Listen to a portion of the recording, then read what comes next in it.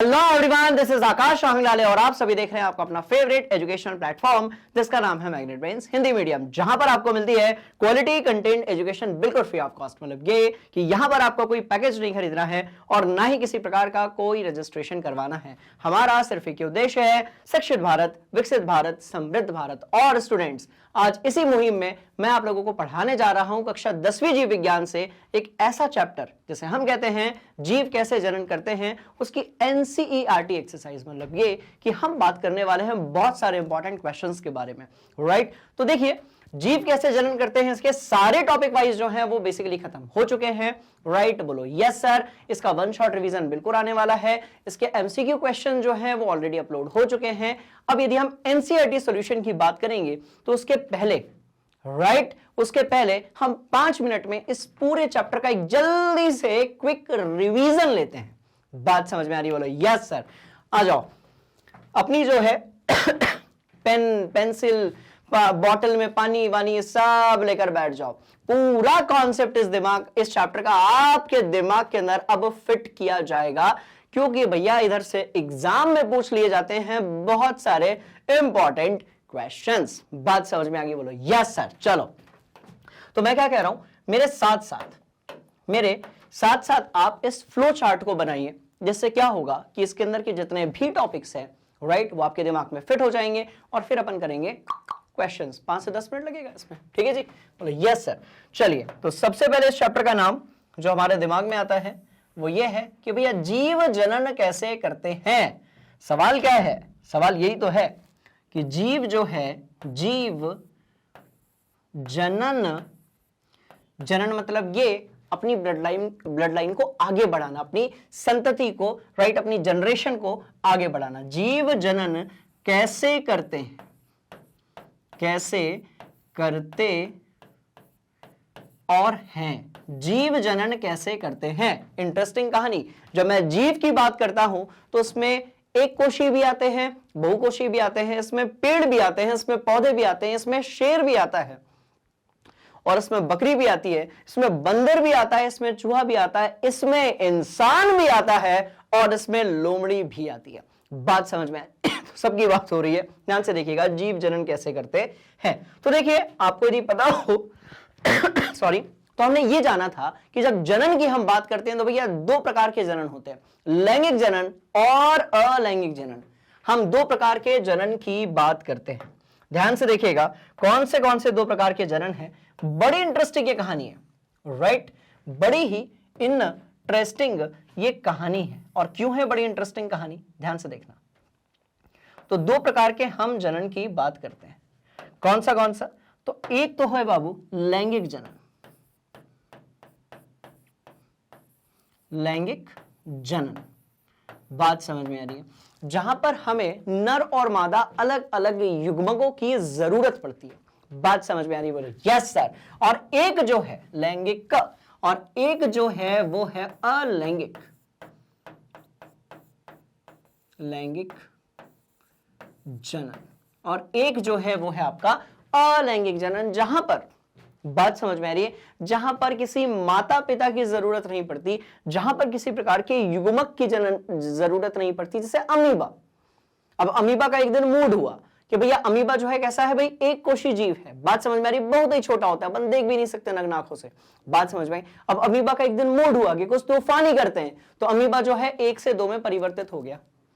अब बनने वाले जो दोनों अमीबा थे, बात समझ में आ रही, जिसको हम कहते हैं ना कि भैया अमीबा में क्या होगा, एक अमीबा था। बोलो यस सर।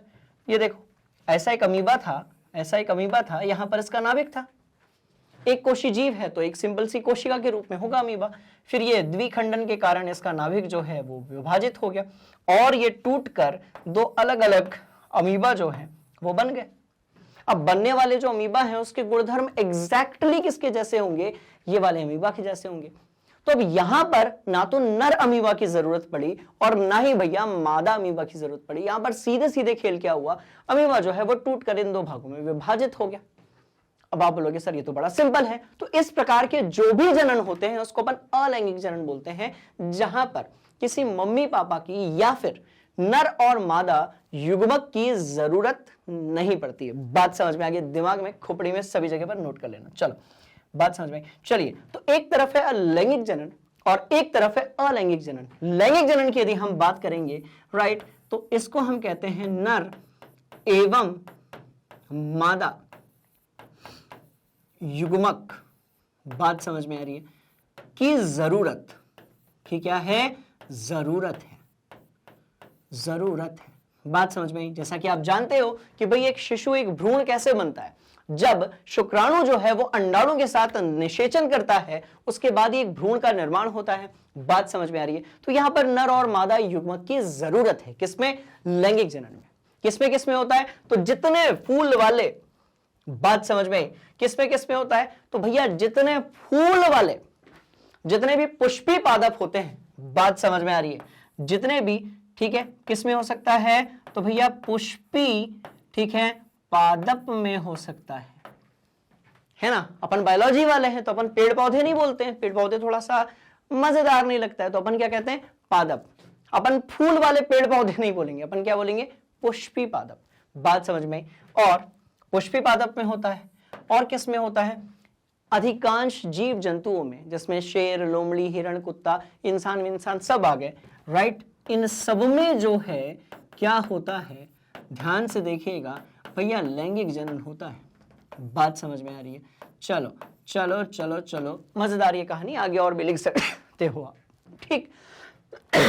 तो एक तरफ है लैंगिक जनन, क्लियर है कहानी? बोलिए यस सर। और एक तरफ जो है वो अलैंगिक जनन है, जिसमें किसी लिंग की जरूरत नहीं पड़ती, जिसमें नर और मादा जैसा कुछ नहीं होता, उसको हम लोग कहते हैं अलैंगिक जनन। बड़े ध्यान से देखिएगा बेटा, इसकी जो सारी टॉपिक वाइज वीडियोस है, पूरा जो डिटेल डिस्क्रिप्शन है वो ऑलरेडी अपलोडेड है। बस ये क्वेश्चंस करने से पहले हम किसी चैप्टर का एक छोटा सा यदि रिवीजन ले लेते हैं तो पता है इससे क्या होता है? इससे क्वेश्चंस करने में और ज्यादा मजा आता है। इसलिए ध्यान से देखिएगा, मैं एकदम क्विक रिवीजन करवा रहा हूं, ठीक है, जिसमें ध्यान से देखना, जिसमें राइट युग्मक की जरूरत नहीं होती, जिसमें युग्मक की जरूरत नहीं है, जिसमें युग्मक की जरूरत नहीं है। बात समझ में आ रही है? और इसको हम लोग क्या कहते हैं? ध्यान से देखिएगा भैया, यही कहलाता है अलैंगिक जनन। और ये कितने प्रकार का होता है उसको अपन थोड़ा सा खोपड़िया में फिट कर लेते हैं। बात समझ में आई? बोलो यस सर। तो थोड़ा सा इसको अपन खोपड़िया में फिट कर लेते हैं, ठीक है जी? बोलो यस सर। क्लियर? तो जल्दी जल्दी देख लेते हैं कि कौन से अलैंगिक जनन के जो भाग थे, राइट, इसको हमने क्या किया था यार? मजा नहीं आया, रुको एक मिनट। इसको हमने अरे बाबू, ठीक है, चलो, इसको हमने अपने सिलेबस में कंप्लीट किया हुआ है। तो जैसा कि आप जानते हो, हमने एक मुकुलन देखा था बेटा, मैं इसको यहां पर लिख देता हूं, मुकुलन। और ये जो मुकुलन है बेसिकली आपने देखा होगा, तो ये किस में होता है? हाइड्रा में होता है, यीस्ट में होता है। और हमने क्या देखा था? तो यदि आपको याद होगा तो हमने बात की थी पुनर्जनन के बारे में, याद करो, पुनर्जनन के बारे में हमने बात की थी, राइट। और हमने किसके बारे में बात की थी? तो विखंडन के बारे में बात की थी, यदि आपको पता हो तो। विखंडन के बारे में हमने बात की थी कि प्लाज्मोडियम में बहुखंडन होता है और जो अमीबा है बेसिकली उसमें होता है द्विखंडन। क्या होता है? विखंडन, द्विखंडन। और हमने किसकी बात की थी? आप याद करो, हमने कायिक, ठीक है, प्रवर्धन की बात की थी। तो ये सारी जो चीजें हैं मैं ऑलरेडी आप लोगों को करवा चुका हूं, और ये वो तरीके हैं जिनसे जो है अलैंगिक जनन पूर्ण होता है। बात समझ में आ रही है? और हमने किसकी बात की थी? तो आपको यदि याद होगा तो हमने राइजोपस की बात की थी, जिसमें हमने देखा था बीजाणु समासन। बात समझ में आ रही है? जिसमें हमने देखा था बीजाणु समासन। बात समझ में आई? बोलो यस सर। तो ये अलैंगिक जनन जो है इन सब में होता है। बात समझ में आई? जैसे विखंडन होगा तो अमीबा जो है, राइट, अमीबा जो है वो 1 से 2, 2 से 4, 4 से 8 गिनती यदि आपको आती है, पहाड़ा यदि आपको आता है, तो उस तरीके से अमीबा में क्या होता जाएगा? विखंडन होता जाएगा। पुनर्जनन किस में होगा भैया? तो पुनर्जनन बहुत सारी चीजों में हो सकता है, हाइड्रा में भी हो सकता है, यीस्ट में हो सकता है, राइट। कायिक प्रवर्धन किस में होगा? तो जैसा कि आप जानते हो कि जब अपन गुलाब की कलम लगाते हैं, गुलाब की अपन ने क्या लगाई? कलम लगाई। अब कलम देखो गुलाब की ऐसी गुलाब की कलम होती है, एकदम नीरस सी, बोरिंग सी, ऐसे कांटे निकले होते हैं उसमें। बोलो यस सर। तो गुलाब के अपन ने कलम तो लगा ली, अब इसमें कोई फूल नहीं है, कोई पत्ती नहीं है, पर जब आप इसको गमले में लगाते हो, मिट्टी डालते हो, पानी देते हो, तो भैया इसमें जड़ फूटना शुरू हो जाती है। तो एक तरफ से तो इसमें जड़ आने लगती है और एक तरफ से आपने देखा होगा इसमें पत्तियां आने लगती हैं। इसका मतलब ये कि कलम से भी एक पूरा का पूरा जो पौधा है उसको हम विकसित कर सकते हैं। बात समझ में आई? बोलो यस सर। इसका मतलब क्या हुआ कि जब हम किसी पौधे की जड़, तना, पत्ती से फिर से वो पौधा पूरी तरीके से क्या कर सकते हैं? डेवलप करा सकते हैं, तो भैया उसको अपन कहते हैं कायिक प्रवर्धन। क्या बोलते हैं? कायिक प्रवर्धन। जिसका एक एग्जाम्पल आपके दिमाग के अंदर बढ़िया तरीके से फिट होगा, ब्रायोफाइलम की जो पत्तियां होती हैं, ब्रायोफाइलम की जो पत्तियां होती हैं उसमें भी क्या होता है? कायिक प्रवर्धन होता है। चलिए, तो ये वाला भाग मैं कंप्लीट करा चुका हूं। एक तरफ है लैंगिक जनन, एक तरफ है अलैंगिक जनन। इस चैप्टर में कुछ ऐसे टॉपिक्स हैं जहां से बहुत सारे दीर्घ उत्तरीय क्वेश्चंस पूछ लिए जाते हैं, जहां से बहुत सारे डायग्राम बेस्ड क्वेश्चंस या फिर लॉन्ग आंसर टाइप क्वेश्चंस पूछ लिए जाते हैं, और वो आपको पता होना बहुत जरूरी है। राइट? बोलो यस सर। तो कौन से वो टॉपिक है, अपन उसको देख लेते हैं, है ना जी? बोलो यस सर। चलो तो कौन से वो टॉपिक्स हैं? ठीक, कौन से वो टॉपिक्स हैं? ठीक, बोलो यस सर। चलिए, तो कौन से वो टॉपिक्स हैं उसको अब हम यहां पर लिख देते हैं। देखो, तो भैया एक तो अपन ने पूरा पढ़ा हुआ है इसके बारे में, नर जनन तंत्र। बात समझ में आ रही है? मनुष्य के लिए हमने पढ़ा है नर जनन। राइट? बोलो यस सर। और भैया यहां पर तंत्र, तो हमने मनुष्य के लिए पढ़ा है नर जनन तंत्र। वहीं की वहीं यदि हम बात करेंगे तो भैया मादा युग्मक भी अपने को चाहिए, तो और हमने पढ़ा है मादा जनन। राइट? बोलो यस सर। और यहां पर तंत्र, तो हमने नर जनन तंत्र पढ़ा है, साथ में हमने बात की है मादा जनन तंत्र की। और यदि आपको पता हो तो हमने जो है पुष्पों के अंदर, यानी कि फूलों के अंदर जो लैंगिक जनन होता है उसके बारे में भी बात की है। तो हमने ये कहा कि भैया फूलों में के कारण, राइट? बोलो यस सर, लैंगिक जनन। तो लैंगिक, और कहां लिखूं? तो भैया ये यहां पर लिख दिया मैंने, लैंगिक जनन। बात समझ में आई? तो ये तीन ऐसे टॉपिक्स हैं जहां से क्वेश्चंस पूछे जाते हैं। बात समझ में आ गई? चलो, तो इसको भी हम सीधे खोपड़िया में फिट कर लेते हैं। ठीक है जी? बोलो यस सर। बोलो यस सर। बात समझ में आ गई? तो ये वो तरीके हैं जो इस पूरे चैप्टर में अपन ने क्या किए? कंप्लीट कर लिए। कुछ और चीजें अपन ने देखी हैं, ध्यान से देखिएगा। कुछ और चीजें हम लोगों ने देखी हैं, जैसे कि कुछ और चीजें हमने देखी हैं, जैसे कि ध्यान से देखिएगा, मस्त वाली बातें। राइट? हमने भैया जनन स्वास्थ्य के बारे में पढ़ा था।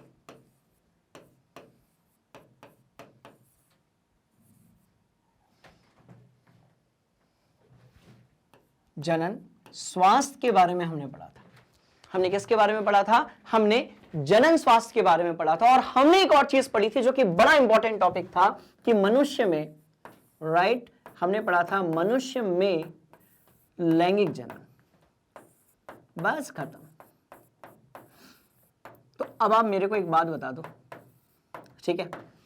अपन पिछले 5-10 मिनट से ये चीज डिजाइन कर रहे हैं, आप बस मेरे को एक बात बता दो, क्या पूरा चैप्टर आपके खोपड़िया के अंदर फिट हो गया या फिर नहीं हुआ? क्योंकि आप में से बहुत सारे ऐसे व्यूअर्स या फिर स्टूडेंट्स होंगे जो ऑलरेडी टॉपिक वाइज वीडियोस देखकर यहां पर बैठे होंगे। बात समझ में आ रही है? हमने कुछ और बढ़िया सी चीजें पढ़ी थी, यदि आपको याद हो तो ध्यान से देखिएगा बेटा। यदि आपको याद हो तो हमने बात की थी किसके बारे में? हमने बात की थी कुछ और टर्म्स के बारे में। हमने बात की थी कुछ और टर्म्स के बारे में, ठीक है? जैसे कि हमने बात की थी शुक्राणुओं के बारे में, जैसे कि हमने बात की थी शुक्राणुओं के बारे में, जो कि ऑब्वियसली नर जनन तंत्र का एक भाग है। हमने बात की थी मादा जनन तंत्र से अंडाणुओं के बारे में। हमने जो है और बात की थी किसके बारे में, तो आपको यदि याद होगा तो हमने रजोधर्म या फिर ऋतु, पूरा नहीं आ पाएगा इसलिए रहने देते हैं, ठीक है, रुको रुको रुको, हाँ जी, हमने रजो या फिर मासिक धर्म के बारे में भी बात की थी, यदि आपको कनेक्ट हो रहा हो तो ये सारी चीजें इस पूरे चैप्टर में अपन तगड़े से निपटा चुके हैं। कौन घबराने वाली बात नहीं है। एक दो टॉपिक्स और हैं, उसको मैं वहां पर लिख देता हूं। और भैया इसके बाद अपन धावा बोलते हैं इस पूरे चैप्टर के ऊपर, ठीक है। आपको यदि याद हो तो हमने पराग कणों के बारे में भी पढ़ा था। हमने पराग कणों के बारे में भी पढ़ा था। बात समझ में आ रही है? तो जितनी चीजें यहां पर दी हुई है इन सब के बारे में इस पूरे चैप्टर में हमने शानदार तरीके से जो है क्या कर लिया है। ध्यान से यदि आप देखेंगे तो आप पाएंगे कि इन सब के बारे में हम ऑलरेडी पढ़ चुके हैं। बात समझ में आ गई? बोलो यस सर। एक बार इसको अपनी कॉपी में नोट कर लो। अब जब हम क्वेश्चंस करेंगे तो ये सब कुछ आपको फ्रेशली कनेक्ट हुआ है, इसलिए बहुत आसानी होगी। बढ़िया से इसको नोट कर लो अपनी कॉपी में। Hurry up.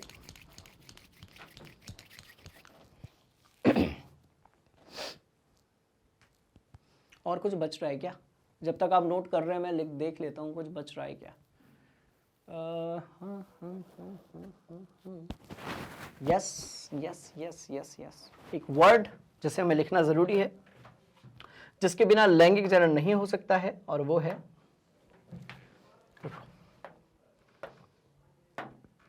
है निषेचन। राइट, तो उसको अपन यहां लिख देते हैं निषेचन, यानी कि फर्टिलाइजेशन। तो निषेचन यानी कि हमने यहां पर जो है फर्टिलाइजेशन लिख दिया, खेल खत्म हो गया भैया। ठीक है जी, ये सारी चीजें हम पढ़ चुके हैं। यदि आपने वीडियो नहीं देखा है तो आप जाकर एक बार देख लीजिए। अब मैं सीधे आप लोगों को लेकर चल रहा हूं एनसीईआरटी के क्वेश्चंस की तरफ, जहां पर हम एक एक सवाल का जवाब ढूंढेंगे और उसके पीछे छुपे हुए कॉन्सेप्ट को सीधे दिमाग के अंदर फिट करेंगे। क्योंकि इससे पता है क्या होगा, एग्जाम में यदि थोड़ा घुमा फिरा कर भी क्वेश्चन पूछ लिया जाए तो वो आपको बन जाएगा।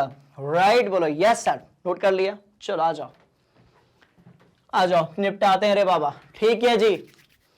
अलैंगिक जनन मुकुलन द्वारा होता है किसमें? सवाल पूछा गया है कि भैया अलैंगिक जनन जो है वो मुकुलन द्वारा होता है किस पे? मुकुल का होना मतलब क्या? ध्यान से देखिएगा। मुकुल का मतलब होता है, ध्यान से देखिएगा, मुकुल बनने का मतलब क्या होता है? एक शरीर से दूसरा वैसा ही, ध्यान से देखिएगा, एक शरीर से दूसरा वैसा ही शरीर या बनावट आप कह सकते हो। राइट, ध्यान से देखिएगा, बनावट, नॉट बट। बात समझ में आई? बनावट का उत्पन्न होना। बात समझ में आई? बोलो यस सर। क्या होना? एक शरीर से दूसरा वैसे के वैसे शरीर का क्या हो जाना, राइट, या उस बनावट का क्या हो जाना, उत्पन्न हो जाना। और भैया ये होता है किसमें? यीस्ट में। ये किसमें होता है? यीस्ट में होता है। यीस्ट में मुकुलन होता है।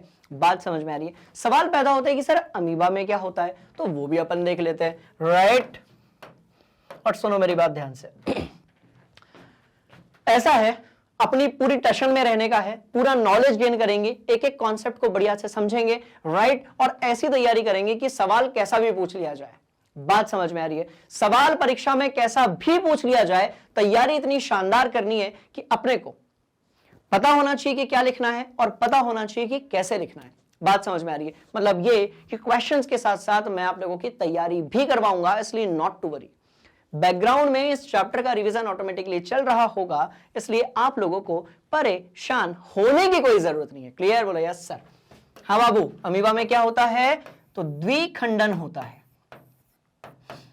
अमीबा में क्या होता है? द्विखंडन होता है। क्योंकि आपका जो नॉलेज है, बात समझ में आ रही है, उसी से आपके अंदर आएगा एक पॉजिटिव एटीट्यूड। और नॉलेज गेन करने के लिए करना क्या है? हमारे साथ बहुत सारे क्वेश्चंस की प्रैक्टिस करनी, जैसे अभी अपन कर रहे हैं। ठीक है जी, चलो अमीबा में होगा बाबू द्विखंडन। यदि हम बात करेंगे प्लाज्मोडियम की, यदि हम बात करेंगे किसकी? प्लाज्मोडियम की, तो इसमें होता है भैया बहुखंडन। क्या होता है? इसमें होता है बहुखंडन। बात समझ में आई? और इसी तरीके से यदि हम बात करेंगे यीस्ट की, तो यीस्ट होता है किसमें? मुकुलन में। बात समझ में आ रही है? यीस्ट होता है मुकुलन में, नहीं सॉरी, मुकुलन होता है किसमें? यीस्ट में। बात समझ में आई? मुकुलन होता है किसमें? यीस्ट में। अच्छा, एक और चीज, जब भी मुकुलन की बात होती है ना, कक्षा 10वीं का हर बच्चा, हर स्टूडेंट, मतलब मैं अपनी भी बात कर रहा हूं, जब मैं क्लास 10th में था, जब भी बडिंग या फिर मुकुलन की बात होती है, अपने दिमाग में एक ही चीज गूंज रही होती है, हाइड्रा। क्या गूंज रहा होता है भैया? हाइड्रा। बात समझ में आई?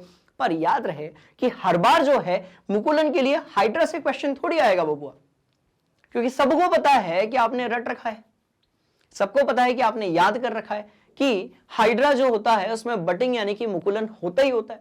तो हाइड्रा हर बार नहीं पूछेंगे, कभी कभी वो यीस्ट जैसी जो चीजें होती हैं इसको भी पूछ लेंगे। बात समझ में आ रही है? कहानी बड़ी इंटरेस्टिंग होने वाली है, तो ध्यान से देखिएगा। यीस्ट में होता है मुकुलन, हाइड्रा में तो होता ही होता है, वो सबको पता है। यीस्ट में होता है कुछ लोगों को पता है। चलिए, तो इस तरीके से ये पहला क्वेश्चन था, अपन ने इसको रगड़ दिया है। ठीक है, नोट कर लो। ठीक, चलो चल रहे हैं दूसरे क्वेश्चन की तरफ। निम्न में से कौन मानव में मादा जनन तंत्र का भाग नहीं है? निम्न में से कौन मानव में मादा जनन तंत्र का भाग नहीं है?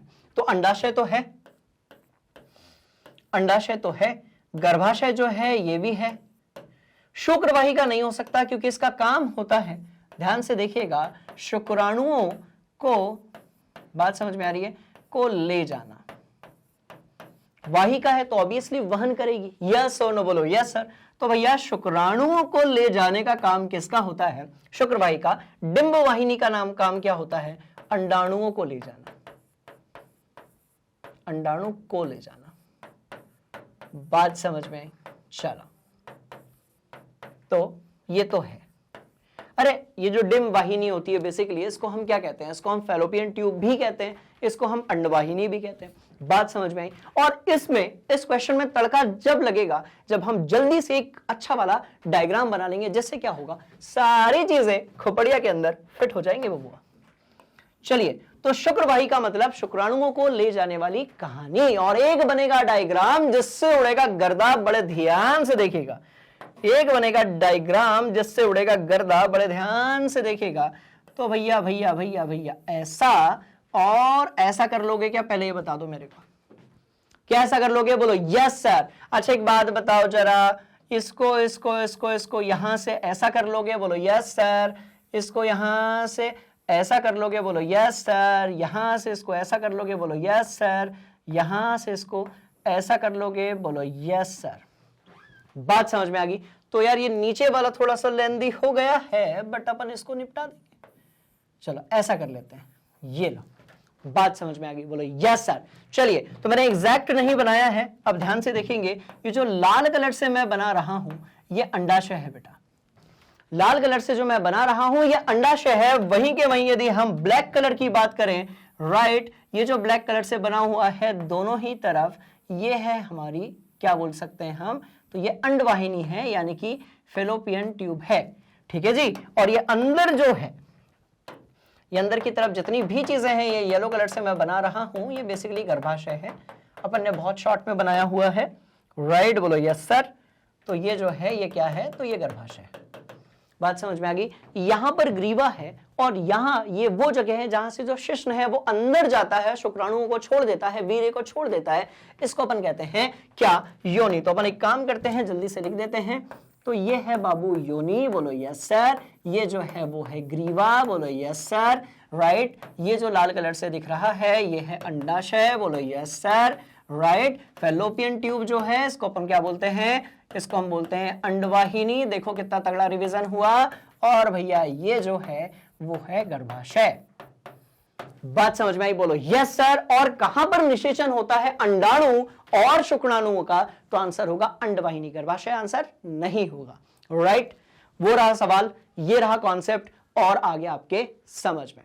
बढ़ेंगे अगले सवाल की तरफ, पहले आप इसको नोट कर लो। हरिओम। डन, बात समझ में आ गई? बोलो यस सर। और इस तरीके से हमको पता है कि भैया मादा जनन तंत्र में जो है शुक्र वाहिका नहीं हो सकती, इसके अलावा ये सारी चीजें जो हैं इसको ऑलरेडी अपन यहां पर बना भी चुके हैं। बात समझ में आ रही? बोलो यस सर।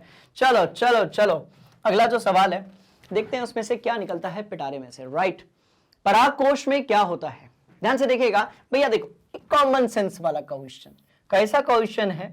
तो कॉमन सेंस वाला क्वेश्चन है। कैसे है? ध्यान से देखिएगा। परागकोश में पाए जाते हैं परागकण।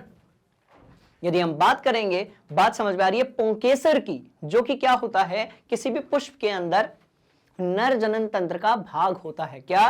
पुंकेसर। यदि आपने पुंकेसर के बारे में जानकारी है, राइट, तो अच्छी बात है, नहीं है तो आप टॉपिक वाइज वीडियोस देख सकते हो। तो ध्यान से देखिएगा, जैसा कि हम जानते हैं क्या जानते हैं?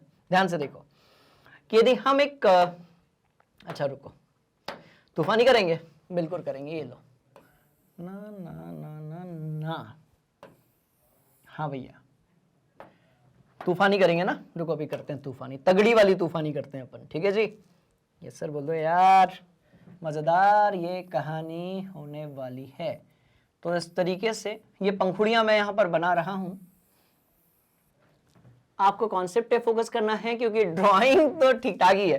ठीक है जी? तो इमेज तो अपन बात नहीं करेंगे, बट हाँ आपको जो है कॉन्सेंट्रेट करना है किस पर? कॉन्सेप्ट पर। तो इस तरीके से हम मानकर चलते हैं कि भैया कोई पौधा होगा। राइट, बोलो यस सर। और वो जो पौधा होगा कुछ इस तरीके से, यहां से ऐसा ऐसा, और ये उसका फूल होगा, बेसिकली इस तरीके से फूल होगा। बोलो यस सर। ठीक है जी? और यदि आपको पता हो तो यहां पर ऐसा बाह्यदल होगा। बोलो यस सर। तो यहां पर ऐसे बाह्यदल अपन ने बना लिया। अब यदि आप जानते हो, राइट, तो ध्यान से देखना, इसमें मैं दोनों चीजें बना दे रहा हूं जिससे आपको कॉन्सेप्ट क्लियर हो जाएगा बहुत बढ़िया तरीके से। तो इस जगह पर होता है बेसिकली अंडाशय। और भैया आपको यदि पता हो तो ये जो भाग कहलाता है, ये जो भाग आपको दिख रहा होगा ऑरेंज कलर से, बात समझ में आ गई? बोलेंगे यस सर। ये जो ऑरेंज कलर से आपको भाग दिख रहा होगा, इसको अपन कहते हैं वर्तिकाग्र, ऊपर की तरफ। तो ये कैसे होते हैं? ये यहीं से जो परागकण होते हैं वो बेसिकली अंदर की तरफ जाते हैं। तो ये जो भाग है, राइट, ये है बेसिकली स्त्री केसर। तो ये बेसिकली क्या है? ध्यान से देखिएगा, ये स्त्री केसर का भाग है जिसके अंदर वर्तिकाग्र आता है, वर्तिका आती है, इसमें अंडाशय वगैरह सब कुछ आता है, यहां से लेकर यहां तक। तो अपन एक बार एरो से ही बना देते हैं। ध्यान से देखिएगा, ये वाला भाग। और यदि हम बात करते हैं कि पुंकेसर के भाग कौन से होते हैं, तो रुको अपन वो भी बनाते हैं, काहे घबराने का। ठीक है? तो इस तरीके से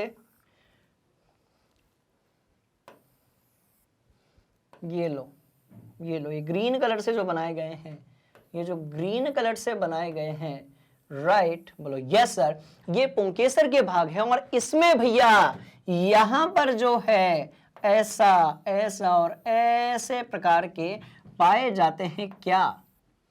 इस प्रकार से पाए जाते हैं। क्या? ध्यान से देखिएगा, तो इस प्रकार से पाए जाते हैं। क्या? इसको अपन बोलते हैं परागकोश।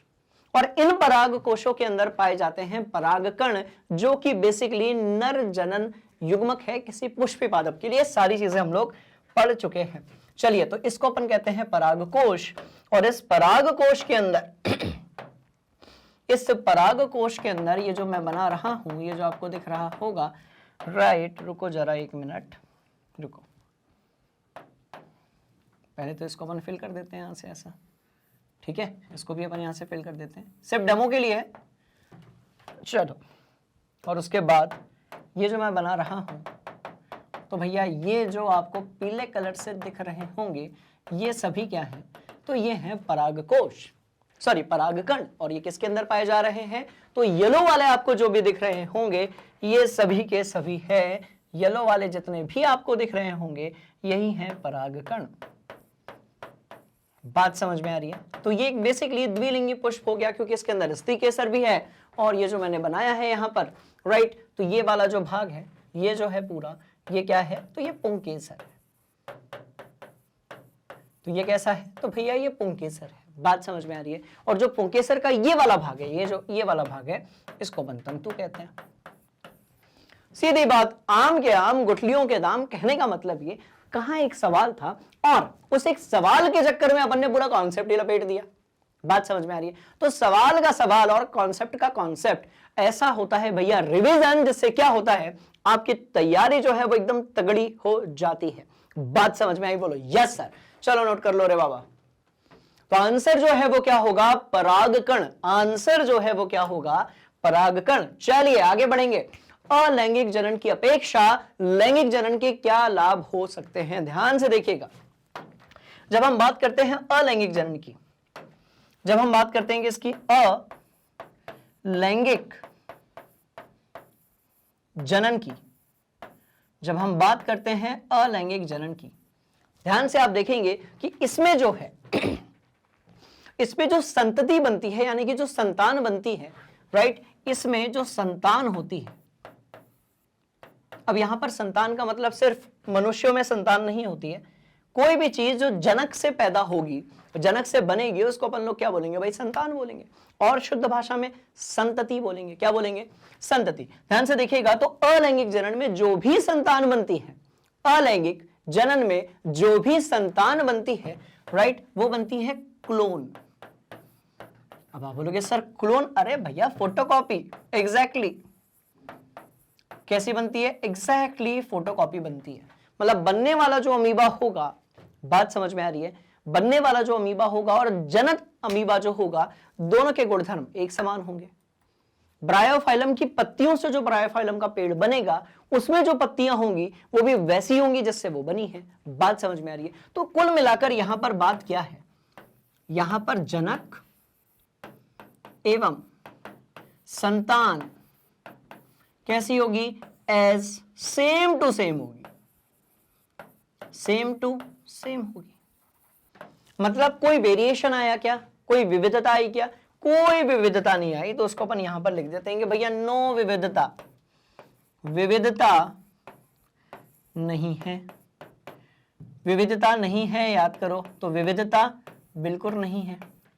बात समझ में आ रही है। अब इसका मतलब क्या हो, विविधता नहीं है। तो मैंने कक्षा 9वीं में डिस्कस किया था इन सारे कॉन्सेप्ट्स को कि भैया देखो, यदि विविधता नहीं होगी, बात समझ में आ रही है, यदि विविधता नहीं होगी तो उस प्रजाति का जो जीवन है वो बहुत लंबा नहीं चलने वाला है। सरवाइव करने के लिए विविधता होना, डाइवर्सिटी होना बड़ा ही जरूरी है। बात समझ में आई। अब इंसानों की यदि हम बात करें तो पूरी दुनिया में, ध्यान से देखिएगा, पूरी दुनिया में जलवायु के कारण आप कह लीजिए, बायोलॉजिकल जीन के कारण आप कह लीजिए, मौसम के कारण आप कह लीजिए, खान पान के कारण आप कह लीजिए, अलग अलग प्रकार के जो है मनुष्य एग्जिस्ट करते हैं। किसी का दिमाग तेज, किसी का कम, किसी का हाइट ज्यादा, किसी की कम, किसी का रंग ब्राइट, किसी का डार्क। तो ये सब क्या है, ये विविधता है। और विविधता के कारण ये जो प्रजाति है ये ज्यादा दिनों तक टिकी रहेगी। क्योंकि यदि विविधता होगी, बात समझ में आ रही है, तो शारीरिक, बात समझ में आई, शारीरिक गुणधर्म जो है उसमें क्या आएगा, परिवर्तन आएगा। परिवर्तन यदि आएगा तो अचानक से कुछ यदि हो जाए, अचानक से कुछ भी हो जाए, कोई भी यदि हादसा घट जाए प्रकृति में, बात समझ में आ रही है, तो विविधता यदि होगी तो उसको वो अच्छे तरीके से हैंडल करेगी। क्लियर। तो क्या है कि जब हम अलैंगिक जनन की बात करते हैं इसमें विविधता नहीं होती, पर यदि हम बात करते हैं वहीं के वहीं किसकी, ध्यान से देखिएगा, ये एक ऐसा क्वेश्चन है, ये एक ऐसा क्वेश्चन है जो इस अध्याय में भी पूछा जाता है और भैया इसके बाद वाला अनुवंशिकता वाला जो अध्याय है वहां पर भी पूछा जाता है। तो ध्यान से देखिएगा, अलैंगिक जनन, और ऐसे ही हम किसकी बात करेंगे, लैंगिक जनन। तो ऐसे ही हम किसकी बात करेंगे, लैंगिक जनन। तो लैंगिक जनन में दो चीजें होती हैं, विविधता तो होती है। अब कैसे होती है, मानकर चलते हैं कि किसी परिवार में 4 बच्चे हैं, एक ही माता पिता से 4 बच्चे हैं। बात समझ में, देखो, माता पिता से जो हैं 4 बच्चे हैं। अब इन चारों बच्चों में कुछ चीजें हो सकता है एक जैसी हो, जैसे कि आंख, कान, नाक। भाई जब कोई बच्चा पैदा होता है तो जो आसपास वाले हैं, रिलेटिव्स हैं, ये सब क्या बात करते हैं कि इसकी जो आंख है ना वो पापा पे गई है, इसका जो कान है ना वो मम्मी पे गया है, फेस कट जो है वो पापा जैसा दिख रहा है, मम्मी जैसा दिख रहा है, ये सब क्या है? तो ये एक प्रकार की सिमिलैरिटी है। पर क्या एग्जैक्टली फोटोकॉपी होती है? तो एग्जैक्टली फोटोकॉपी नहीं होती है, क्योंकि ध्यान से देखिएगा, एग्जैक्टली फोटोकॉपी नहीं हो सकती है क्योंकि लैंगिक जनन जो होता है इसमें विविधता होनी ही होनी है। तो कुछ चीजें एक जैसी हो सकती है और कुछ चीजें अलग अलग हो सकती है। बात समझ में आ रही है? सोच अलग हो सकती है, कद काठी अलग हो सकती है, रंग जो है वो अलग हो सकता है। बात समझ में आ रही है? तो ये सारी चीजें लैंगिक जनन में मिलती है विविधता। लैंगिक जनन जो होगा इसमें क्या मिलेगी? तो भैया इसमें मिलेगी विविधता। और विविधता जो है वो उस पूरी विविधता जो है वो उस पूरी प्राणी की, वो जो स्पीसीज है, प्रजाति है, प्रजाति की सुरक्षा के लिए जरूरी है। तो विविधता जो है इसका सबसे बड़ा जो एडवांटेज है वो है कि भैया जो स्पीसीज है, प्रजाति है, ध्यान से देखिएगा, प्रजाति प्रजाति प्रजाति की सुरक्षा के लिए महत्वपूर्ण है। बात समझ में आई? तो जो विविधता है बेसिकली वो उस प्रजाति की सुरक्षा के लिए कैसी है? महत्वपूर्ण है। बात समझ में आई? तो क्या होता है कि ये जो विविधता होगी, अब जैसा कि यहां पर लिखा हुआ है, ध्यान से देखिएगा, ये जो विविधता है वो उनके अनुकूलन और विकास के लिए भी सहायक होती है। बात समझ में आई? एक ही जैसे होंगे सबके सब, तो यदि एक घटना किसी एक के साथ घटी, कोई घटना जो है किसी एक उस प्रजाति के किसी एक प्राणी के साथ घटी, तो सब पर उसका असर पड़ेगा। पर विविधता होगी, राइट? और इससे क्या होगा? विविधता यदि होगी तो प्रजाति की सुरक्षा, और बात समझ में आ रही है, प्रजाति की जो सुरक्षा है उसके लिए क्या होगी? महत्वपूर्ण होगी क्या? विविधता। और विविधता किससे आती है भैया? लैंगिक जनन से आती है। एक अमीबा से यदि 4 अमीबा बन रहे हैं दो के बाद, राइट, तो चारों एक समान होंगे, पर एक माता पिता से 4 यदि बच्चे हैं तो चारों कैसे होंगे? विविधता पूर्ण होंगे। विविधता होने से क्या होगा कि इस प्रजाति की सुरक्षा अच्छे तरीके से होगी। बात समझ में? अब एग्जाम में क्या लिखना है, ध्यान से देखिएगा। अलैंगिक जनन द्वारा उसी तरह की संतति उत्पन्न होती है जैसा कि जनक होता है, जो नई समष्टि उत्पन्न करने में सहायक नहीं है। मतलब यह कि कोई विविधता ही नहीं आई, कोई चेंज ही नहीं आया, जैसा जनक था वैसी क्या है? संतति है। पर इसके विपरीत लैंगिक जनन द्वारा डीएनए प्रतिकृति की सहायता से, डीएनए रेप्लिका प्रतिकृति यानी कि रेप्लिका की सहायता से नई समष्टि उत्पन्न होती है। मतलब नई जाति तो नहीं कह सकते, नई समष्टि जो है वो उत्पन्न होती है, नया जीव उत्पन्न होता है, जिससे कुछ भिन्न तरह के जीव प्राप्त होते हैं। बिल्कुल होते हैं, जिससे कुछ भिन्न तरह के जीव प्राप्त होते हैं। इसका मतलब ये हुआ कि हमें से ऐसे कितने लोग होंगे भैया जो अपने दादाजी या उनके पिताजी, जिन्हें हम परदादाजी कहते हैं, उनके जैसे एग्जैक्टली दिखते होंगे? ऐसा नहीं होगा, क्योंकि धीरे धीरे क्या हो रहा है, ध्यान से देखिएगा, नई समष्टि और नए प्रकार के जीव जो है वो कैसे होते जा रहे हैं? बड़ी सीधी सी बात है, प्राप्त होते जा रहे हैं। तो ये जो विभिन्नताएं होती हैं, ये जो विविधताएं होती हैं, ये जो विभिन्नताएं होती हैं, राइट, ये जीवों के अनुकूलन और विकास में सहायक होती है। बात समझ में? तो आप इसको बढ़िया से कॉपी में लिख लो, ये बड़ा इंपॉर्टेंट क्वेश्चन है, कई बार पूछा गया। हरी अप, जल्दी से, पक्का? ठीक, स्क्रीनशॉट लेकर नोट कर लेना। हम बढ़ रहे हैं अगले सवाल की तरफ। मानव में वृषण के क्या कार्य होते हैं? ना सिर्फ हम वृषण के कार्य समझेंगे बल्कि भैया अपन डायग्राम भी बनाएंगे। बात समझ में आई? बोलो यस सर। तो देखो सीधी बात ये, जब भी वृषण आता है आपके दिमाग में सबसे पहले ये चीज आती है, अच्छा हाँ सर, इसके अंदर तो शुक्राणु यानी कि स्पर्म का निर्माण होता है। वृषण के अंदर वीर्य का निर्माण नहीं होता, वृषण के अंदर सिर्फ शुक्राणु का निर्माण होता है। बात समझ में आई? बोलो यस सर। तो वृषण के कितने कार्य? तो पहला तो शुक्राणु का निर्माण करना, ठीक है, जो कि सबको पता है।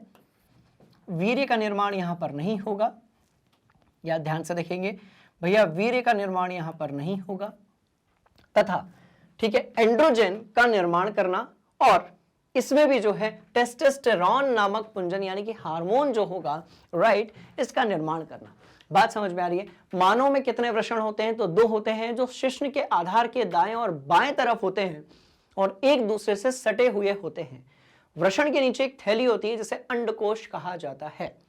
वृषण के नीचे एक थैली होती है जिसे अंडकोश कहा जाता है।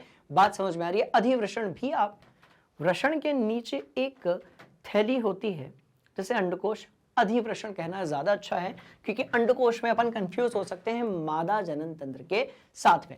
जल्दी से एक डायग्राम बनाते हैं और इस सारे कॉन्सेप्ट को सीधे दिमाग के अंदर फिट करते हैं। आ जाओ। तो इस डायग्राम को बनाने के लिए हमें क्या करना पड़ेगा भैया? हमें सबसे पहले बनाना पड़ेगा शिश्न। बात समझ में आ गई? बोलो यस सर। चलो, तो इस तरीके से ये बन गया शिश्न। चलो, तो इस तरीके से ये बन गया, तो ये बन गया शिश्न। बात समझ में आ गई? और इसी शिश्न के नीचे की तरफ दाएं और बाएं में एक जोड़ी भैया वृषण होता है। क्या होता है? एक जोड़ी वृषण होता है। ध्यान से देखिएगा, ठीक है जी। और इस पर एक नली, तो अपन एक काम करते हैं, नली भी बनाई देते हैं। चलो, ये जो नली यहां पर मैं बना रहा हूं, ठीक है, बेसिकली यही मूत्र नली है। मतलब ये कि जो मूत्र होता है वो यहीं से विसर्जित होगा, पर ये वो नली भी है जहां से वीर्य और शुक्राणु जो है वो दोनों ही क्या होते हैं? हम बाहर आते हैं। इस कहानी को समझ लेते हैं। 1 मिनट इसमें लगेगा। राइट, बोलो यस सर। चलो, तो रुको 1 मिनट। तो ये पहला वृषण और भैया ये दूसरा वृषण, ऐसे दो अपन ने बना लिया। रे डायग्राम है इसलिए दूर दूर बना रहा हूं, वैसे पास पास में होते हैं, ठीक है जी। चलिए, और यहां पर होता है अधिवृषण और यहां पर होता है अधिवृषण। बात समझ में आ गई? बोलो यस सर। और यदि आप ध्यान से देखेंगे तो भैया ये वाला जो एरिया होता है, ये वाला यहां पर, ये होता है बेसिकली मूत्राशय। क्या होता है? तो किडनी से मूत्र निकल कर आता है कि नहीं आता? उत्सर्जन तंत्र में अपन ने पूरा पढ़ा हुआ है, राइट। तो भैया यहां पर होता है मूत्राशय। यहां पर कौन सी चीज? तो आप बोलेंगे सर यहां पर होता है क्या? मूत्राशय। इसको कौन से रंग से बनाओ यार?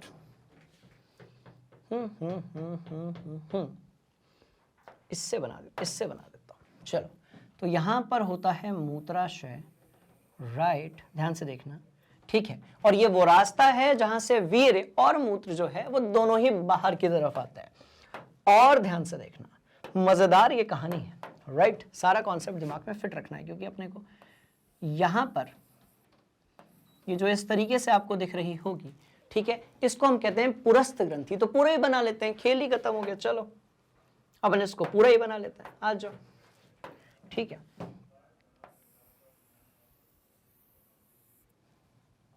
मैं शॉर्ट में सीधे ऐसे बना देता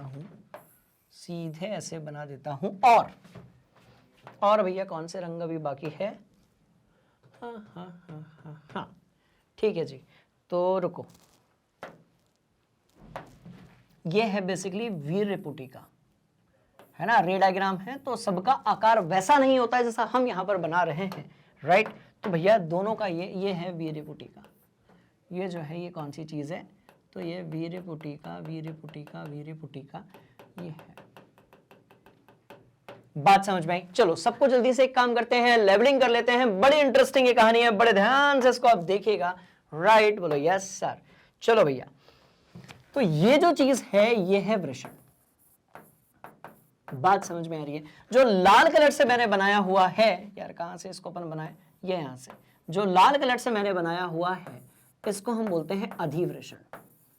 इसको हम क्या बोलते हैं? तो बाबू ये अधिवृषण है। जो ब्लैक कलर से आपको दिख रही होगी ये है शुक्रवाहिनी।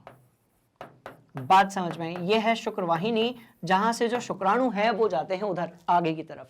ये जो चीज होती है, ये जो रेड कलर से अपन ने बनाई हुई है, इसी को हम कहते हैं शुक्राशय या फिर वीर्य पुटिका, जहां पर वीर्य का बेसिकली निर्माण होता है। और यदि आपसे कोई पूछे कि वीर्य क्या है, बात समझ में आ रही है? तो भैया वीर्य एक ऐसा माध्यम है जो शुक्राणुओं को आगे लेकर जाता है। और क्योंकि शुक्राणु एक जीवित कोशिका होती है, इसलिए उसके पोषण के लिए जो भी पोषक तत्वों की जरूरत होती है वो किसके अंदर होती है? वीर्य के अंदर होती है। बात समझ में? चलिए, तो इसके हम दो नाम देते हैं। एक नाम है भैया वीर्य पुटिका और दूसरा जो नाम है वो है शुक्राशय। बात समझ में आई? बोलो यस सर। और यदि आप ये नीले कलर से देख रहे होंगे तो ये पुरस्थ ग्रंथि है, प्रोस्टेट ग्लैंड जिसे हम कहते हैं, ये पुरस्थ ग्रंथि है। और यदि आप ध्यान से देख रहे होंगे तो भैया ये मूत्राशय है। तो ध्यान से देखिएगा, मूत्र और वीर्य के बाहर निकलने की एक ही रास्ता यहां पर है।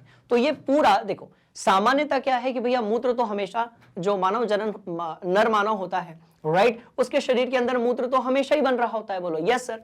तो हमेशा ही यहां से मूत्र बाहर आता है, पर जब वीर्य के बाहर आने की टाइम होगा तो उस टाइम पर ये वाला जो रास्ता है ये ब्लॉक हो जाएगा ऐसे।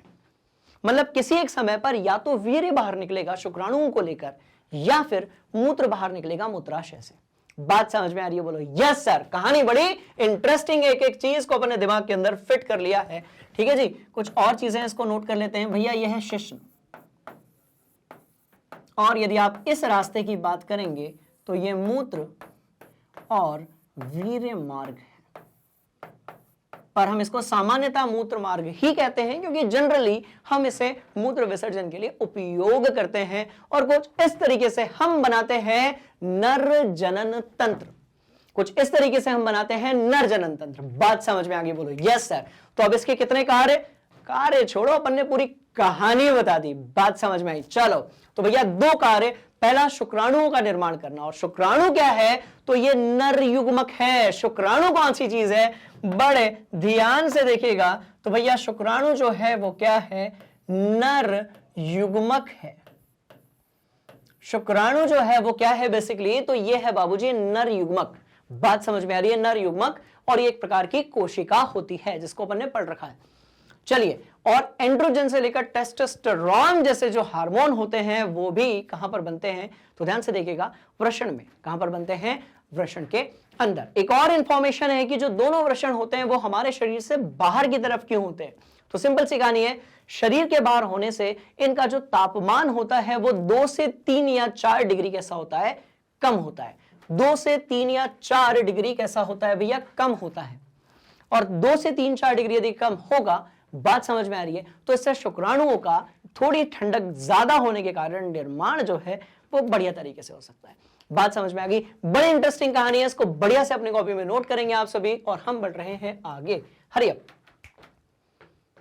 पक्का? चलो, तो इस तरीके से रिवीजन भी होता रहेगा।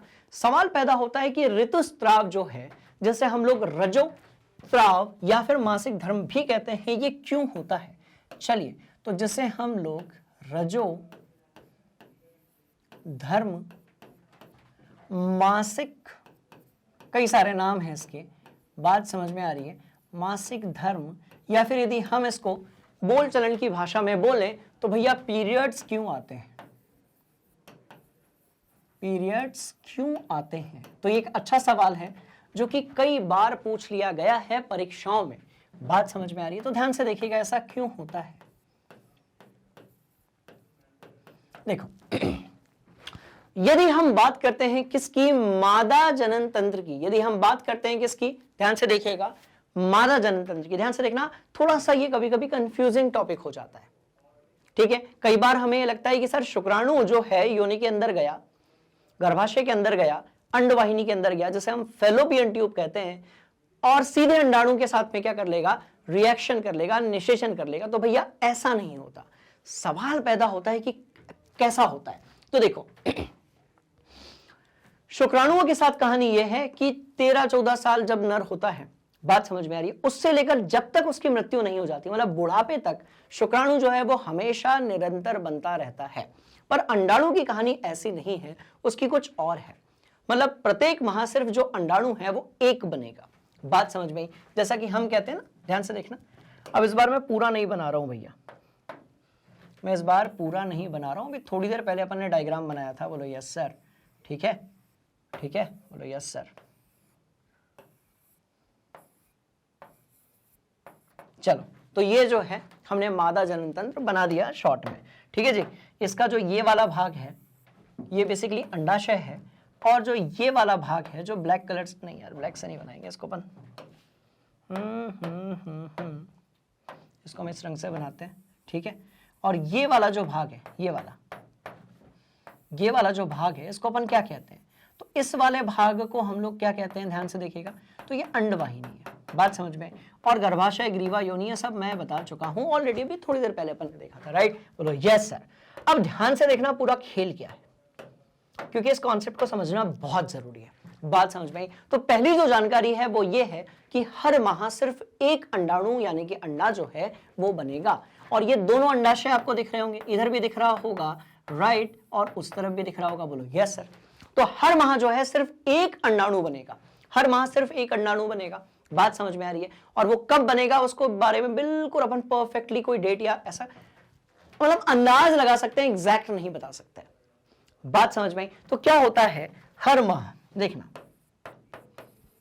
प्रत्येक माह जो अंडाणु है, बात समझ में आ रही है, प्रत्येक माह एक अंडाणु बनेगा बेटा, सिर्फ जो है एक ही अंडाणु बनेगा।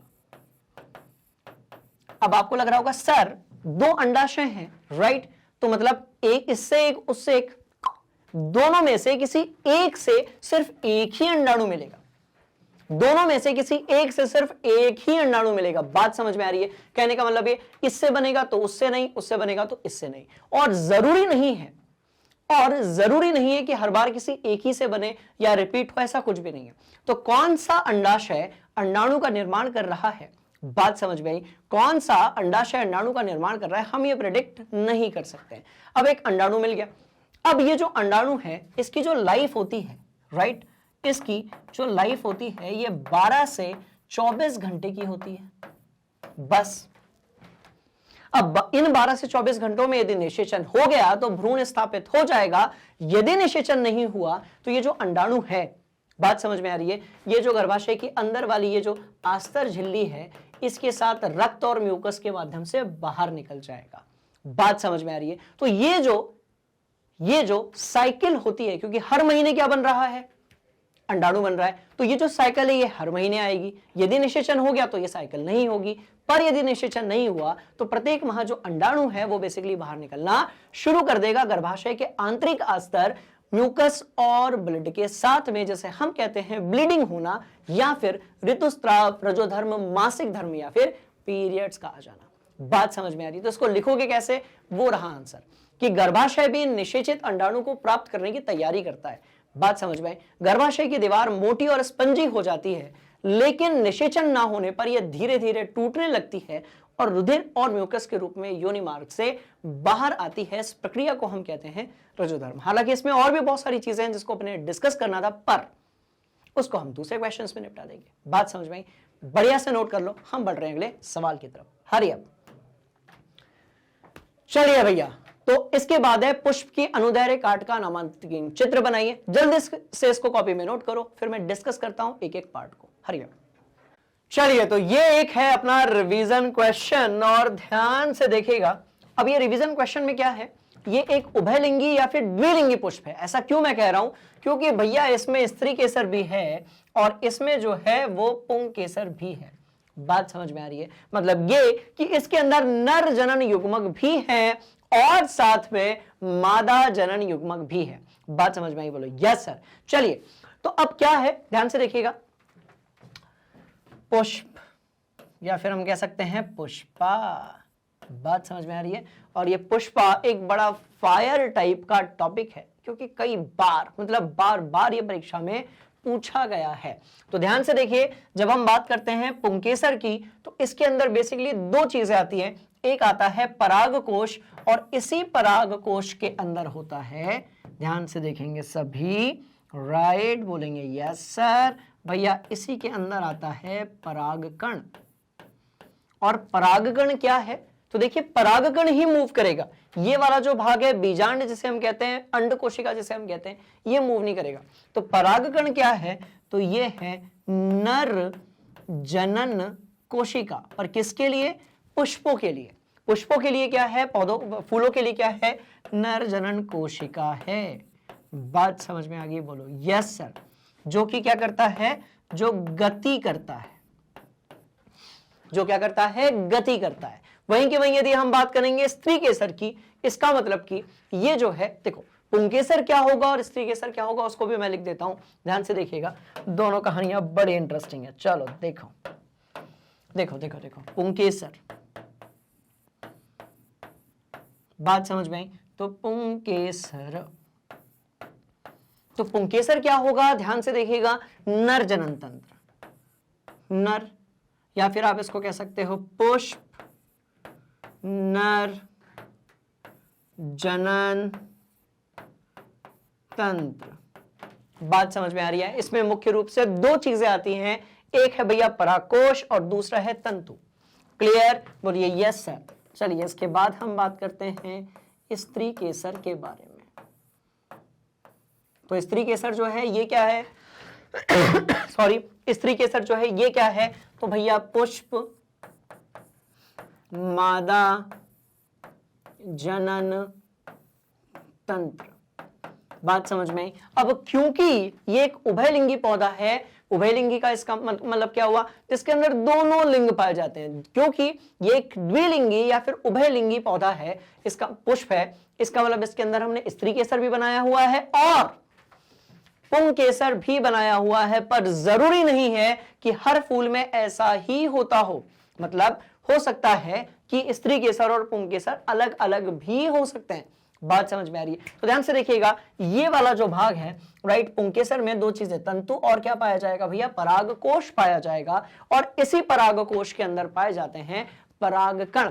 बात समझ में आई? बोलो यस सर। वहीं के वहीं यदि हम स्त्री केसर की बात करेंगे तो इसका जो सबसे ऊपरी सिरा है, जहां से परागकण अंदर की तरफ जाते हैं, ये एंट्री पॉइंट हम इसे कह सकते हैं।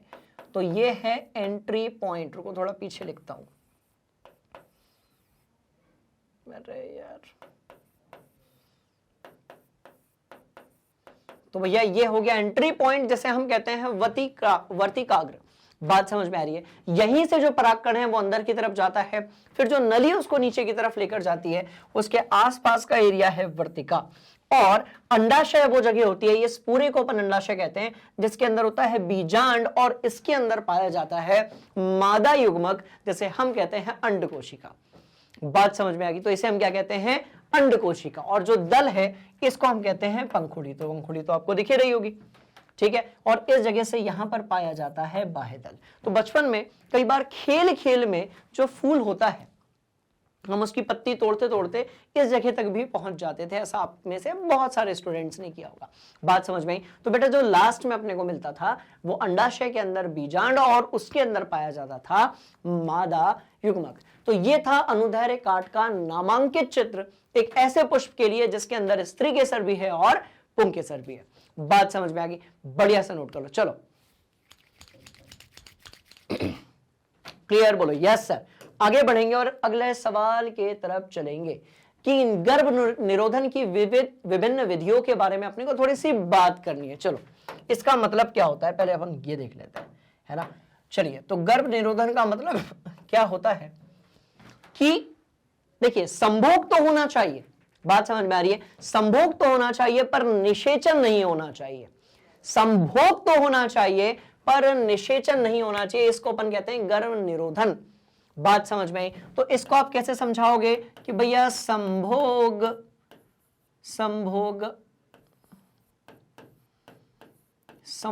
तो होगा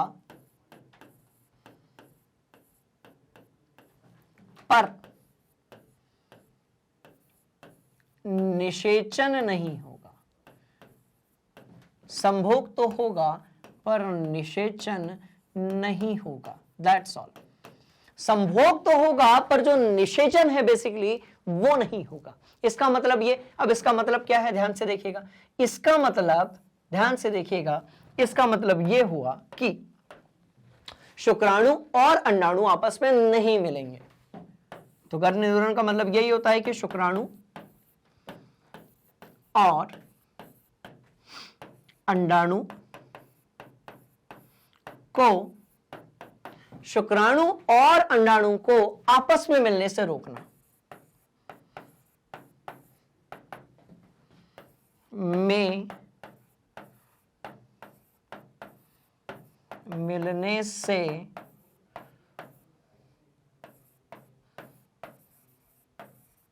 रोकना। खत्म बात। शुक्राणु और अंडाणु को आपस में मिलने से क्या करने का? तो भैया रोकने का। और इस काम को अपन कहते हैं गर्भ निरोधन।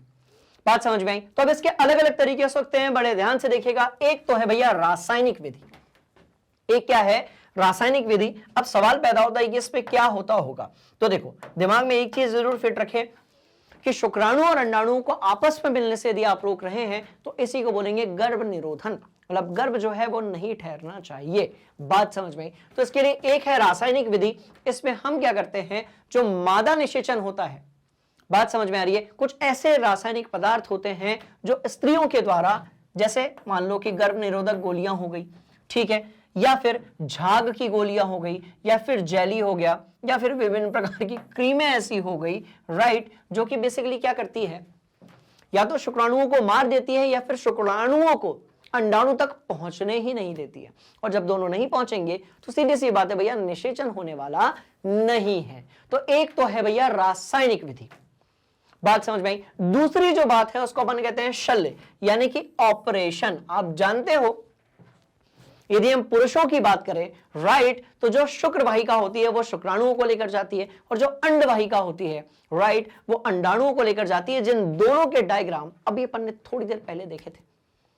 अब यदि हम शुक्र वाहिका और अंड वाहिका जो है उन दोनों को कट कर दें, क्या कर दें, कट कर दें, तो रास्ता कैसा हो गया, खत्म हो गया। अब शुक्राणु थोड़ी पहुंचेगा शिश्न से बाहर। बात समझ में आ रही है? तो क्या करते हैं कि पुरुषों में ध्यान से देखिएगा, शुक्र वाहिनियों को काटकर बांध दिया जाता है। इसको अपन बोलते हैं नसबंदी। क्या बोलते हैं? तो ये जो चीज यहां पर लिखी हुई है, राइट, बोलो यस सर, इसको बोला जाता है नसबंदी। इसी को बोला जाता है नसबंदी। नसों को क्या कर देने का, बांधने का, जिसके कारण उनसे शुक्राणु, या फिर यदि हम स्त्री की बात करें तो भैया जो अंडाणु हैं वो गमन ना करें। बात समझ में आ गई? बोलो यस सर। चलो चलो चलो आगे बढ़ेंगे। तो अब बांध दोगे तो इससे क्या होगा, वृषण में शुक्राणु बनेंगे तो, पर वो बाहर नहीं आ पाएंगे। कुछ इसी तरीके से स्त्रियों में अंडवाहिनी को काटकर बांध दिया जाएगा, जिससे अंडाशय में अंडा जो है वो पहुंचेगा ही नहीं। बात समझ में आ रही? जिससे अंडाशय में अंडे का गर्भाशय में नहीं आएगा, यानी कि वो अंडवाहिनी में जाएगा ही नहीं, निषेचन होगा ही नहीं। बात समझ में आ गई? बाकी सब तो क्लियर है, नोट किया जाए। हरियप कुछ और तरीके हैं जिसको हम देख लेते हैं, क्योंकि सवाल तो कुछ भी पूछा जा सकता है। कुछ भौतिक विधियां हैं, कुछ क्या है, भौतिक विधियां हैं, ठीक है। तो विभिन्न प्रकार की जो भौतिक विधि है, ध्यान से देखिएगा, विभिन्न प्रकार की जो भौतिक विधि है, इन विधियों के माध्यम से शुक्राणु को स्त्री के गर्भाशय में जाने से रोक दिया जाता है, जिससे कि लैंगिक संपर्क में निरोध, ध्यान से देखिएगा, निरोध मतलब क्या, तो आपने देखा होगा, ठीक है, जब भी बात परिवार नियोजन की होती है या फिर गर्भ धारण को रोकने की होती है, तो वहां पर निरोध जैसी चीजें, जिसका जो है, जिसे हम क्या कहते हैं भैया, कंडोम जैसी जो चीजें होती हैं, इसको उपयोग किया जाता है। और इसके कारण जो शुक्राणु होता है भैया, लिंग तो योनि के अंदर जाएगा। ध्यान से देखो, अब जैसे आपने ये लिंग बना दिया, ठीक है, अब ये लिंग बनाया आपने, बोलो यस सर, ये तो लिंग है। बात समझ में आई? ये क्या हो गया, तो ये शिश्न हो गया। चलो, तो ये योनि के अंदर तो जाएगा, बट इसके ऊपर क्या करेंगे, एक पतली सी गुब्बारे नुमा लेयर लगा देंगे, जिसे बेसिकली हम लोग क्या बोलते हैं, जिसे बोलते हैं कंडोम। बात समझ में आ रही? तो इससे क्या होगा, ध्यान से देखिएगा, ये थोड़ा आगे से इस तरीके से रहता है, ठीक है, बुक में आपने डायग्राम देखा होगा, तो इस तरीके से ये रहता है। तो इससे क्या होगा कि भैया यहां से जो है शुक्राणु निकलेंगे तो वीर्य निकलेगा, पर ये वीर्य जो है वो अंदर नहीं जा पाएगा, वो वहीं पर रुक जाएगा। बात समझ में आ रही है? तो ये कुछ ऐसी विधियां हैं जिसके कारण गर्भ धारण को रोका जा सकता है। साथ में यदि हम बात करेंगे महिला के लिए, ये किसके लिए था, तो कंडोम यूज कौन करता है, तो भैया पुरुष करते हैं। बात समझ में आ रही है? पर यदि हम बात करेंगे किसके लिए, महिला के लिए, तो कॉपर टी जो है, कॉपर टी एक टी आकार की होती है, कॉपर टी, राइट, इसको भी हम उपयोग कर सकते हैं। साथ साथ में हम बात कर सकते हैं कुछ एक दवाइयों की, कुछ एक दवाइयों की, पर ध्यान रहे कि ये जो दवाइयां होती हैं, ये जनन स्वास्थ्य के यदि हम नजरिए से देखें तो भयंकर खतरनाक होती है। आप सोच कर देखो कि ये ऐसी दवाइयां हैं जो युग्मनज को बर्बाद कर देती हैं, नाश कर देती हैं, खत्म कर देती हैं, मतलब इनके अंदर कितना पावर होता होगा।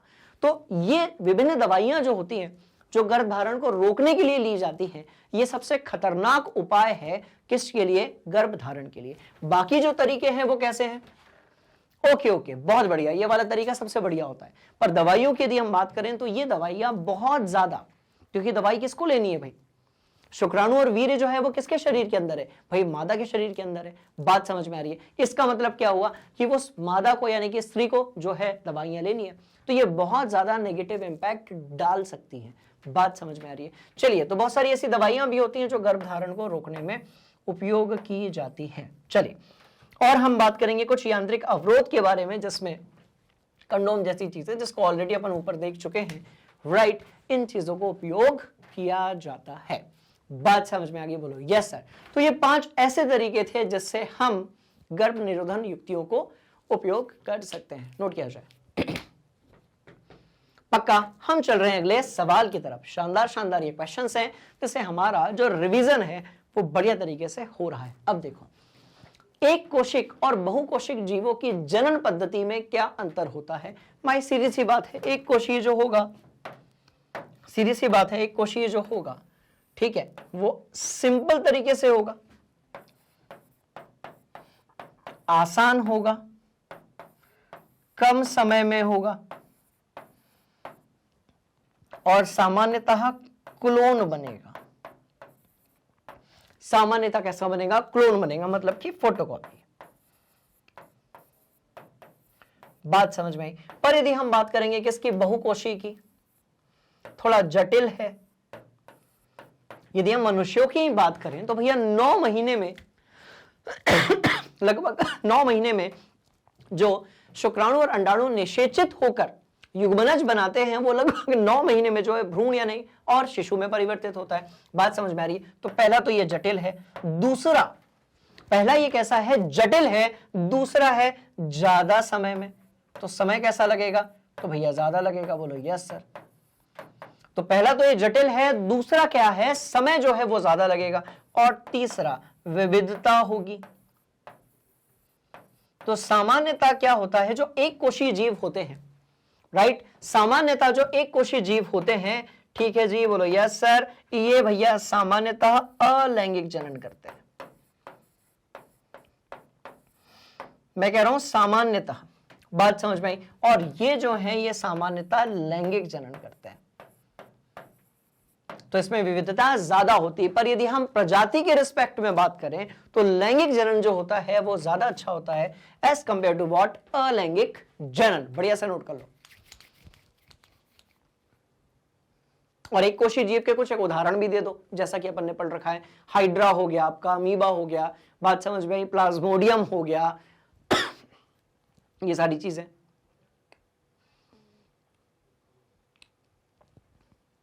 ठीक, पक्का? बोलो यस सर। नोट करो। चलो, अगला जो सवाल है वो हमारा इंतजार कर रहा है। जनन किसी स्पीशीज की समष्टि के स्थायित्व में किस प्रकार से सहायक हो सकता है? बात समझ में आई? तो किसी भी स्पीशीज, जैसे हम प्रजाति भी कहते हैं, प्रजाति। अच्छा, एक और चीज, बायोलॉजी में स्पीशीज और केमिस्ट्री में दोनों में डिफरेंस होता है। बात समझ में आ रही है? केमिस्ट्री में हर वो चीज जिसका केमिकल सूत्र होता है, रासायनिक सूत्र होता है, उसको अपन स्पीशीज कहते हैं, ठीक है। इसका मतलब होता है प्रजाति। तो ध्यान से देखिएगा, जनन किसी प्रजाति की समष्टि के स्थायित्व में किस प्रकार से क्या होता है? राइट, सहायक होता है। भाई सीधी सी बात है, ध्यान से देखिए, जनन के कारण क्या होता है? नए जीव कहां आते हैं? प्रकृति में आते हैं, प्रकृति में आते हैं। इसके कारण जो जीव होते हैं, नए जीव आते हैं, वो किस में आते हैं? भैया प्रकृति में आते हैं। और जैसे जैसे समय बढ़ता है, अलग अलग प्रकार के विभिन्न और विविधताओं के साथ जो जीव होते हैं वो प्रकृति में आते हैं। इससे क्या होता है कि भैया सृष्टि का विकास जो है वो चलता रहता है। तो कैसे लिखोगे? ध्यान से देखिएगा, किसी भी स्पीशीज की समष्टि के स्थायित्व में जनन और मृत्यु का बराबर का महत्व होता है। यदि जनन और मृत्यु दर में लगभग बराबरी की दर हो तो स्थायित्व बना रहता है। बिल्कुल सही बात है।